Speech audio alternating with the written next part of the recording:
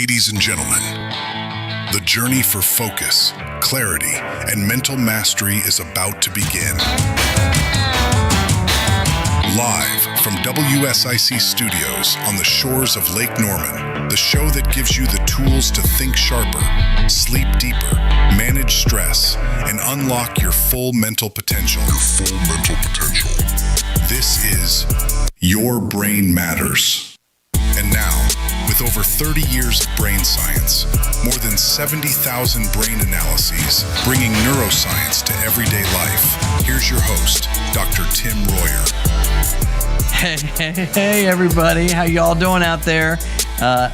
Amy and I are here to Your Brain Matters. And you know what? Your brain matters, doesn't it, Amy? It really does.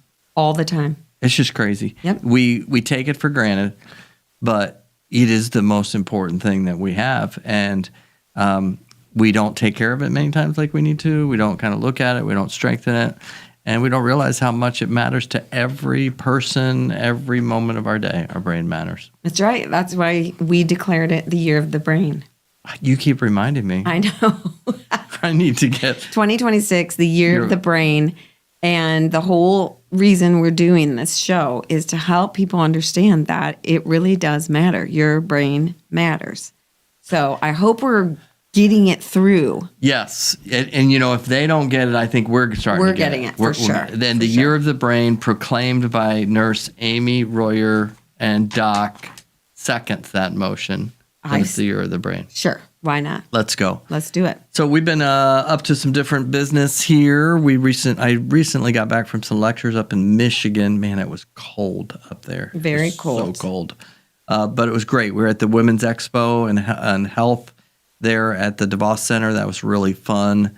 Great group. And then got to speak to a bunch of mental health professionals at the State of the Child event at DeVos at the Meyer Gardens. It was awesome. Oh, that's a great facility. Yeah, you remember being there? I do.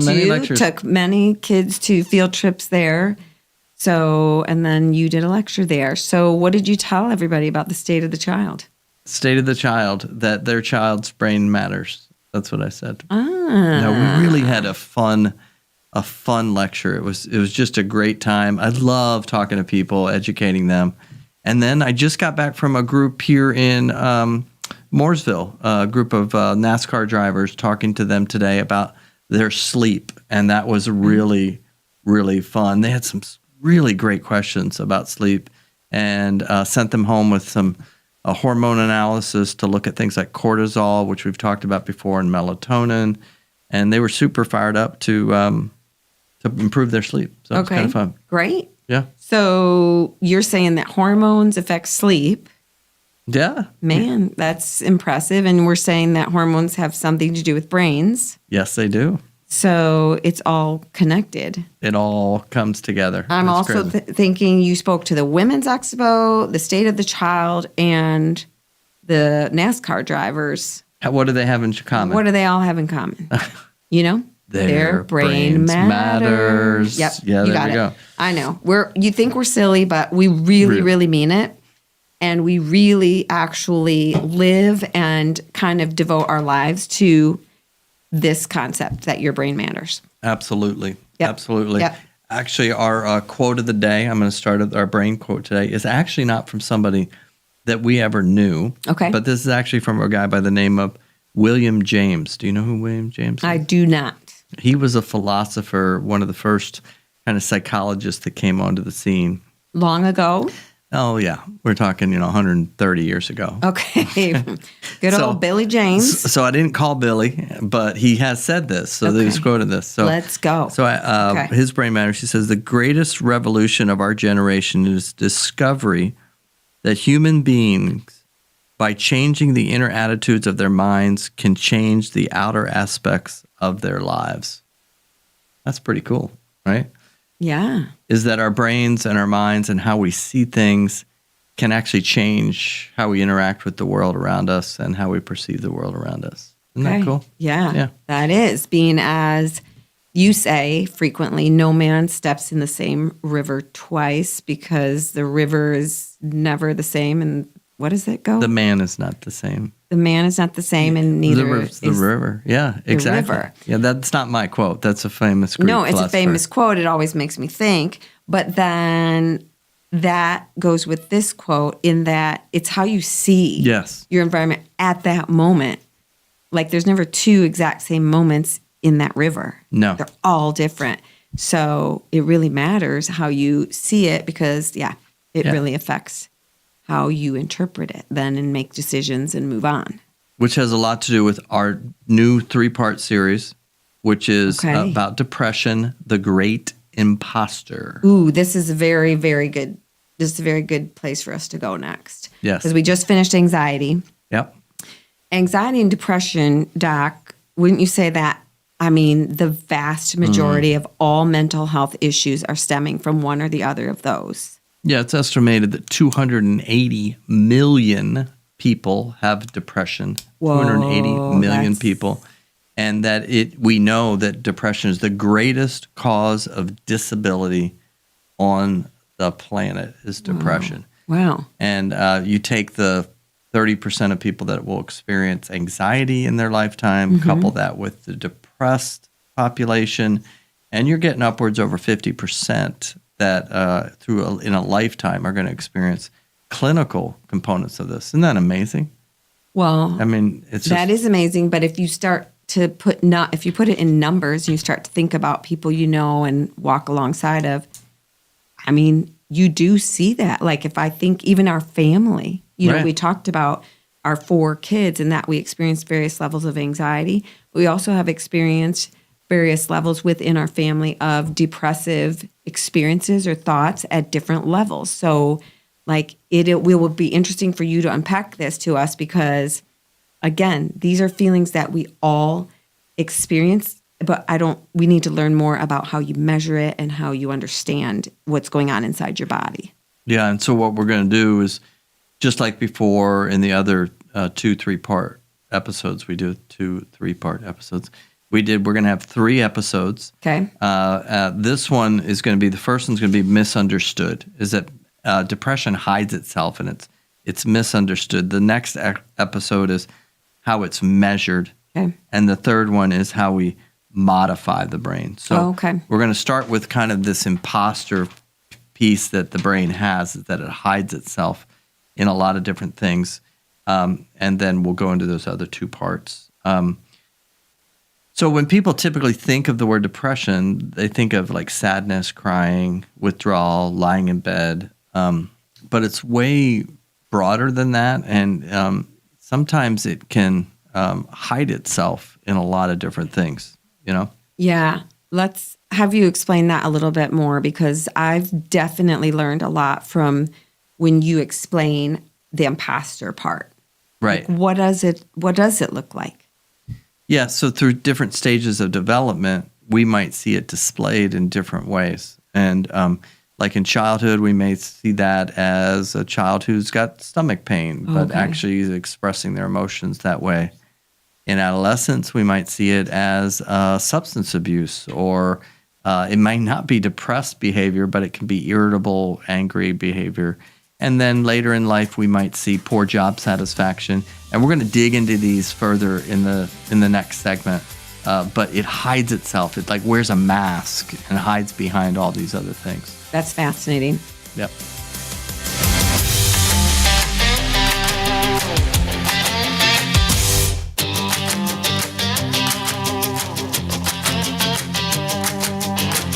Welcome back, everyone. We are talking about Your Brain Matters. Yeah. And in relation to depression, which you are calling the great imposter. And I never knew anything about depression until I started being with you and hearing about things and listening to you unpack things. And it is extremely fascinating. One time you did a lecture about depression in elderly. Yeah, yeah. And I think my mouth was wide open during that time because I didn't know any of that stuff. So we're going to continue to unpack. Our first part of this 3-part series is about how it's misunderstood. Yeah. So I think it's super helpful to go over all the misunderstandings, because then we can erase, or, like those misunderstandings and get to what is really underneath it. Yeah. And one of the big reasons that we want to find out, see these things and realize there might be a depressive episode under these things is because depression can become kind of a learned behavior, in that if you have a depressive episode where you actually fall into a mood disorder, depression, and it will eventually, over time, if something really negative doesn't happen, like, a suicide attempt or something like that, it will actually go into remission at some point. It has kind of like a course of time, 18 to 24 months. But the problem with it is the first time you have an episode, once you've had a full depressive episode, now your likelihood of having another depressive episode increases. So you have a 50% chance now of having another depressive episode. It's like it wants to repeat itself. And that may come on 10 years later, right? But now once you've had 2 of those, then you have a 90% chance that you will have a third depressive episode. So it's very important, especially in children and adolescents, that you spot this thing that might be hiding behind social isolation, irritability, school problems, academic problems, anger outbursts, inappropriate behavior, substance abuse. Because a lot of times the substance abuse is trying to cover that up. And if you miss that and you don't successfully treat the depressive episode, it's not just that one moment in time, but it's the potential for that to keep repeating itself so that it becomes chronic depression over time. Yeah, that's such a good point, because I feel like what you're saying is, in those imposter situations, is your body is experiencing depression, but it's trying to fix it on its own. Yes. So, like, I have so much respect for the human body trying to help itself, but it will often go in a bad direction with that. Right. Like, for example, easy to tell, the substance abuse is a bad direction. But if there is an underlying depressive episode going on, then it would make sense why you went after these substances, because you're trying to self-treat. Exactly. And that self-treatment, I mean, that could go on for months or a couple of years. And the depression kind of goes away. But now you've gone through this first cycle. And so your chances are that you're going to have another one and get much higher. Yeah. Then it might come out of something else. Like all of a sudden you're not satisfied with your job, or you're putting on weight, or your sleep is really off. When you're starting to wake up too early and can't get back to sleep, in some indications that can be a sign of an underlying mood disorder going on. So, and so many times sleep is missed as far as how we use that to try to improve people with depression, because the sleep cycle gets off and the brain gets off. The brain gets off, the brain can't solve problems well. It gets stuck in this kind of learned helplessness model. Yep. That makes a ton of sense, because we already talked so much about sleep and the value of the different stages of sleep, and how that REM sleep is what is really contributing to your mental health. Big time. So then if that's getting disrupted for whatever reason, and heaven only knows, in the adolescent stages, there's a lot going on. Big time. During the desired sleep hours, you think between 10 p.m. and 2 a.m. are our most desired sleep hours. And those are just completely destroyed in our culture with mostly the social media stuff and the access to the internet constant and things like that.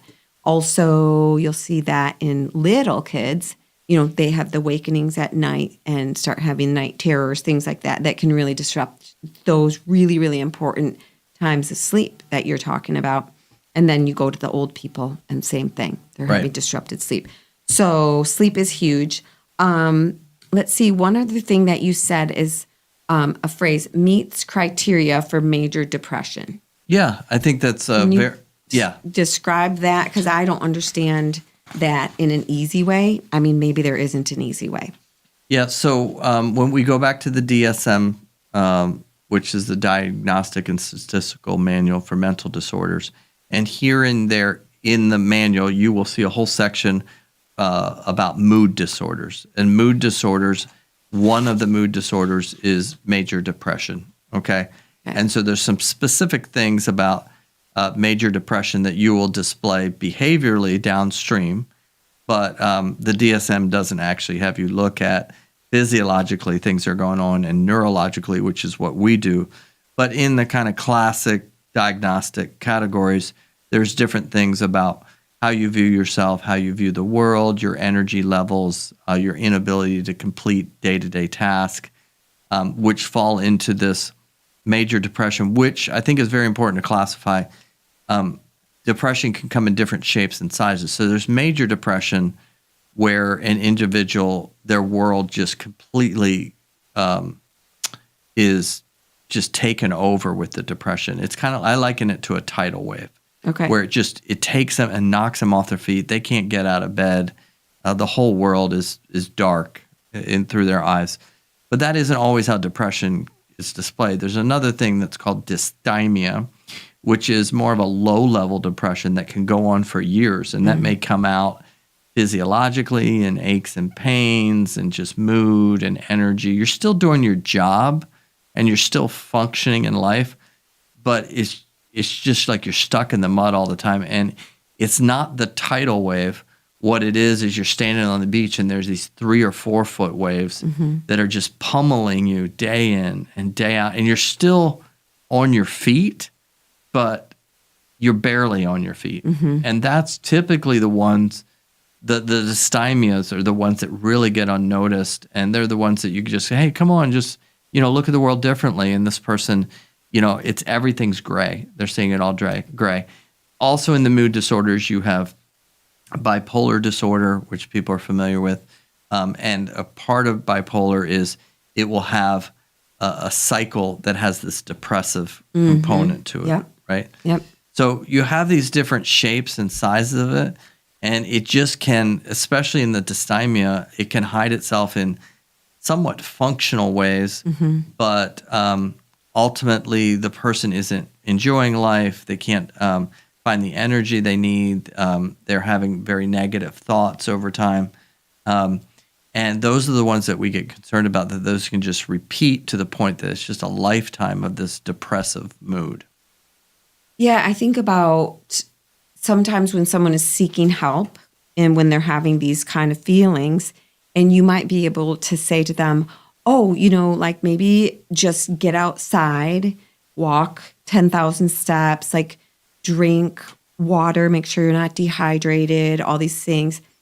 But that person might have no energy to actually go and do those interventions for themselves. To me, that is a sneaky way of seeing depression, is like, even if they want help, they don't have any energy to help themselves. Right. Exactly. So they're vulnerable in that space. They're kind of weighed down by all of this stuff. Yeah. And it's very hard to see the world like they see it because they're just overwhelmed by it. But if we could see the world that way, we would realize, wow, this is very difficult. And sometimes we get a little glimpse of that when we look at the brain and we realize, so in the brain, we'll see a lot of electrical activity that's called low alpha, which are these low frequencies. Is similar to what happens in the brain when somebody smokes marijuana. Consequently, long-term use of marijuana does kind of lead to this depressive persona. And that's primarily because of these alpha waves that are 8 or 9 hertz. And when you look at what these low alphas do, they basically rob the brain of any creativity or innovation or plasticity. Right. The brain becomes very stuck. And people talk about that when they're depressed, they're stuck. But you can see the electrical current. Like I can hook somebody up, and in a 3-minute EEG, I can see some of these low alphas. Yeah. I'm like, wow, either you're smoking pot or you're probably having some type of depressive episode going on because your brain is kind of stuck. If I had that type of brain activity, I would feel that way too. Yep. Does that make sense? Exactly. It's not just, hey, have a good day today or pull yourself up by your bootstraps, right? there's more going on here that's electrical. And then also we'll talk about in the next segment about heart rate variability and heart coherence, and how when the heart gets very rigid, every little thing that we might adjust to and say, oh, that was okay. That guy just accidentally, got in my way when I was driving down the road, or this or that. The person with poor heart rate variability, everything is a crisis, which then leads to what we would refer to as learned helplessness, right. which is everything's overwhelming, and now I just want to give up. I just want to quit. Yeah. Cool. So you have explained that it is electrical in nature and it's biological in nature. So Big time. We'll talk more in the next segment about that. Let's go.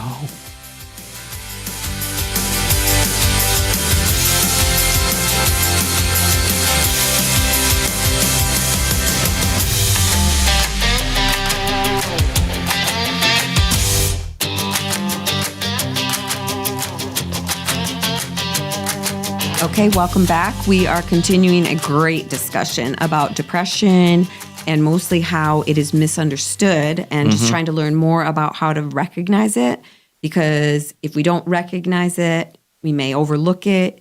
As you said, it will come back and raise its ugly head. Right. It's kind of a learned behavior, and the more episodes we have, the more percentage that will happen again and again.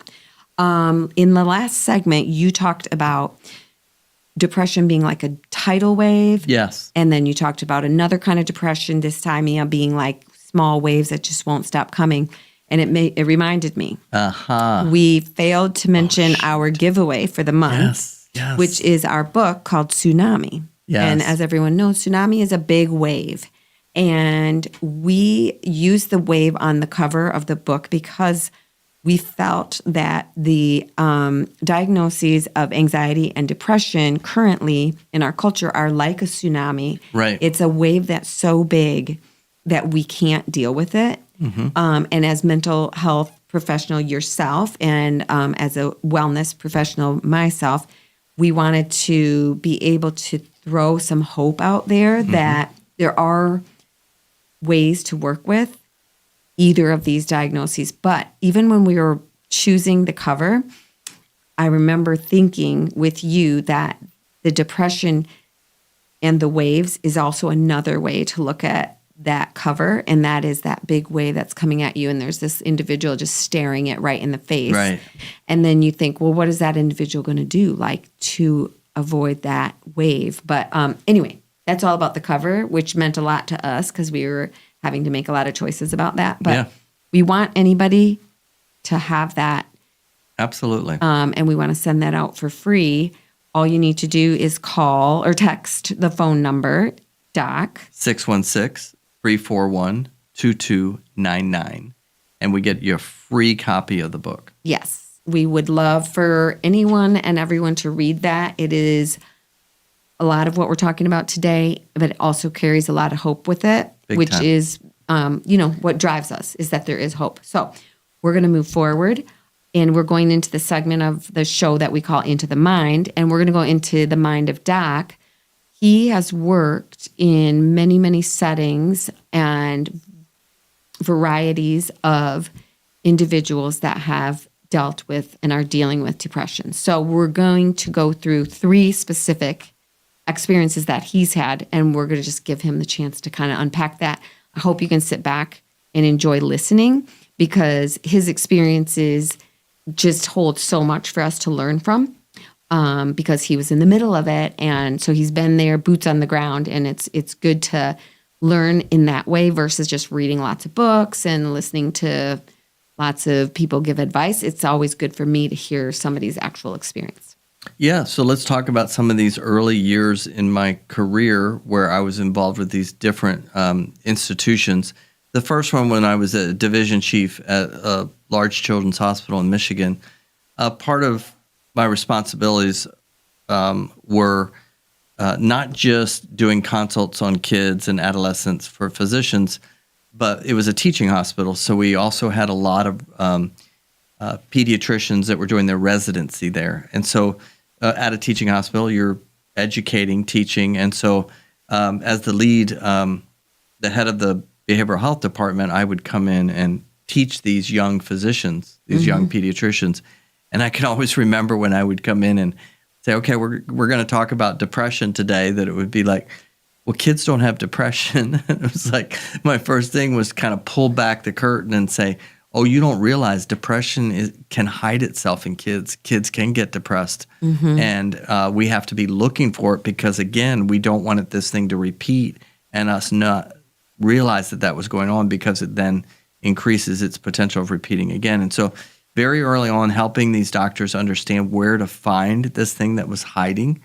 And then in a more extreme case, there were a few days a week that I would go, and we were in charge of the psychiatric assessments at the largest psychiatric facility on the west side of Michigan. And there I would come in because the psychiatrist would admit the patient in, but they wouldn't really know fully what kind of depression this was. Yes, they would go through the checklist. Yeah, you qualify. But really, where is this coming from? So, and is this depression with psychotic features? Is this bipolar? What is this? And because of my testing expertise that I've learned over the years, I would be able to come in and define that. But seeing some extremely severe cases, extremely severe, of childhood depression, sometimes brought on by PTSD, adolescent acting out, severe behavior that underneath was depression. And so experiencing that and seeing, wow, it can hide itself in so many ways, loss issues that contribute to that. And then the other area that was another place that I also worked during those years was another hospital, St. Mary's Hospital, where they had a psych med unit. And that means somebody's got medical issues, but they also have psychiatric overlay. And as you can see, my expertise is more in assessing, diagnosing, figuring these things out. And so I'm in a totally different group now. It's not kids. It's 60, 70, 80, 90-year-olds coming in to assess what's going on in the brain. And, we would come in and they'd say, hey, can you do some neuropsych testing? Because clearly this person has dementia. Clearly they have dementia. And I'm like, well, we're not too sure until we do some testing. And we would do testing and we'd find out, oh my gosh, this person looks, smells, looks, feels, sounds, everything is like, this is dementia. But then we kind of unpack things and start to look at the psyche and we'd be like, this person's depressed. But it looks exactly like dementia. It looks exactly like Alzheimer's. And so then I would come back to the lead physician and say, hey, let's try to do some things to treat their depression before we kind of say, hey, let's start you on these Alzheimer meds or these dementia protocols. And sure enough, I'd come back 3 weeks later to follow up. And the person, hey, Dr. Royer, how you doing? It's good to see you. I'm like, you were just the guy that I thought 3 weeks ago had severe dementia. And you could see his face brighter, and it was totally different. So in all these settings, it was like depression was hiding in all these different things, from trauma to just normal childhood development to late in life disorders. And really coming in and being able to see it and address it was able to kind of stop this cascade effect, or in many cases, people going down the wrong road. Like especially I think at the psych hospital, it was a totally different course if the person had bipolar disorder versus depression with psychotic features. And really trying to differentiate that is super important. Yeah, I'm just imagining, like, how do you differentiate that? Because you don't want to go down the wrong route with the treatment. You'll either be spinning your wheels and the depression will continue, or you'll be hitting the target. How would you take the diagnostic process and turn that into recommendations for treatment? Yes, and so that is next week. Oh. You're jumping ahead of yourself, girl. That's how we measure it. And so we're going to look at next week. Okay. But one of the kind of teasers to that I do want to bring out let's is tease it up. Tease it a little bit. More recently, about 8 years ago, we did a study of people that were clinically depressed and had clinical anxiety. So they were answering everything just like you would, clinically depressed. And rather than work on medicine and counseling with them, we worked on improving their breathing and particularly heart rate variability, measuring the coherence, the resilience of their heart. And was fascinating, in 12 weeks, 81% of the depressed group went into the normal level by changing the physiology of their heart and their breathing. They moved out of the depressed category into normal with just teaching them heart rate variability, which had to do with breathing. Okay, we're going to ask you a little more about that in the next segment. Really? Yep. Okay, let's go.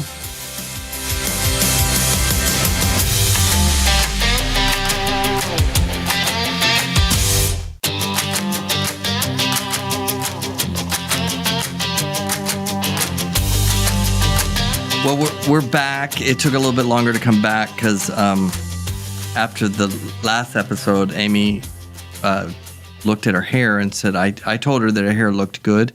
And she looked in her phone on her camera and she said, it doesn't look as good as you said that it looked. What do you think it looks like now? I don't even care. So I said, is it okay? He said, yeah, like thumbs up. And then I looked and there was a lot of disarray. You didn't think it was okay? I thought it was not thumbs up. Okay, so I've got to be more clear because when you ask me... No, next time I'll just look myself. I won't ask you. Yeah. I thought it looked great. Thank you. That's so nice good, of you. But it wasn't what you were wanting. You were wanting. Okay. Sometimes I imagine it differently. Oh, okay. Okay. Gotcha. Yeah. Okay. Well, we digressed. So we are back. Yep. This is a very sobering topic, depression, but it's a very real topic. I mean, it affects 280 million people. It's estimated that globally we lose over $1 trillion of productivity in the workspace. People not being able to perform, losing their jobs, $1 trillion because of just depression alone. It's the greatest cause of disability that exists on the planet. And you think of a lot of different diseases and things out there. Depression is the real deal. And Amy, on being on the medical side, you would acknowledge how much mood and depression also goes hand in hand with different diseases and medical things and chronic pain and all kinds of stuff. It's so connected. Yeah. Yeah. You can't separate those out. Yeah, and it's very interesting. A lot of the work in the heart rate variability space, where we spend a lot of work, because studies of 16,000 people over 12 weeks show that you can have improvement in depression by 56% by working on your breathing and your heart coherence. Now, this is interesting because this was found kind of in a roundabout way. See, we've always known back since the 1940s that people with depression have a higher rate of cardiovascular problems, right? I mean, that's just kind of a common thing. On the psych floors, or psych units, it'd be like, okay, this person has a cardiovascular issue because they're depressed, right? And so that's always been kind of, we know that in depressed people. But in the early 2000s, some cardiologists started asking some questions, say, wait a minute, what came first? The chicken or the egg? Wow. Right. Okay. Right. Was it the depression that caused, which we all assumed, the cardiovascular issues, or could it have been some cardiovascular issues that actually caused the depression? So this research linked kind of medicine with psychology, right? Yeah. Which is, usually those two have been kind of in a different space. Yeah. Yeah. And we've encouraged people to do breathing because we're brain people, and we've said we want oxygen to your brain and then your brain will do better. That is true. Right. But that is not all that's happening with the breathing. And when we say the breathing, we're talking about the breathing that we talked about on this show. Diaphragmatic where breathing. People learn to use diaphragmatic breathing, the biomechanics, and the consistency of that actually impacts something called the vagus nerve. Oh, boy. And here is where the connection between depression and cardiovascular health is really the vagus nerve. Right. So you've got this nerve. You want me to talk about the vagus nerve? I would love it. That was sort of my segue in for you were tossing me that. Yes. Okay, that was like, There you go. here is a big carrot. grapefruit. Just hit that thing. Yeah. So the vagus nerve, I love the vagus nerve. It's my new favorite loves topic. the vagus nerve. Isn't it my new favorite topic? It is. It's awesome. So the vagus nerve starts in your brain and it interfaces with every organ in your body. And its job is to kind of keep the superhighway of your body all in line. It's kind of like a policeman that's keeping everybody going the speed limit. So a good example is if your vagus nerve isn't doing its job, that's 200,000 nerve fibers in your vagus nerve, 200,000. If they're not doing their job, then the heart doesn't function very well. So we work with a lot of neurodegenerative diseases, and we'll see that these people have much higher heart rates. Why are they having higher heart rates? Not so much because of the cardiovascular issue, but because the vagus nerve isn't doing its job. So without the vagus nerve, your heart would beat around 105 to 110 beats a minute. But through strengthening your vagus nerve, strengthening your heart rate variability, your physical functioning, you can get your heart down to 60, 55, 50, very low. Is it your heart that's doing that? No, it's actually the vagus nerve's strength that's making the heart do that. But the vagus nerve, when it's doing its job, you're able to stay out of inflammatory states, anxiety states, and stress states. So we're back to sympathetic, parasympathetic, Yes. right? Yep. So a non-functioning vagus nerve, which is totally dependent on the breathing, the diaphragmatic breathing, leads to an inflamed, overstressed nervous system, which over time, that leads to chronic fatigue, adrenal fatigue, and ultimately depression. So we can get back to, well, physiologically, this isn't just like, oh, I woke up this morning and I'm depressed, but there's something going on physiologically. And one of the major reasons that sleep gets so closely tied to this is because vagus nerve is also involved in sleep and recovery. It's all connected. Right. It's so connected. And the vagus nerve is so connected to the gut and Big time. digestion. Yeah. There's so many fibers that wrap around all your digestive organs. So it is included in there. And that is why depression is generally coupled with digestive issues. Yes. And that's, again, connected back to this whole loop of the breathing and the heart. Yep. And so this work of these cardiologists who said, hey, if we improved cardiovascular functioning by improving the vagus nerve and what's called heart coherence, which is the oxygen's coming in such a consistent rate that the heart is able to get into this ideal state of balance or homeostasis, then we do that, what happens to the depressive symptoms the person experiences? So when that happens and you develop heart coherence, you develop more resilience or more bandwidth. So think of it like a rubber band. Okay, so low heart coherence, which comes from poor breathing, poor vagus control, is like a really tight rubber band, okay? And really good heart coherence is like this expansive rubber band that can expand. So then think of stress and things you experience in your life. You don't have much capacity with that tight rubber band. And things like your kids spilling their milk at the breakfast table set you off for the entire day. Why? Because your rubber band is so tight because the heart coherence, the physiology isn't adaptable. Yeah. And that's fine about the milk spilling one day a week, but with depression, that's how everything feels. Everything. Yep. It's Even just milk spilling to the point where you feel hopeless or learned helpless.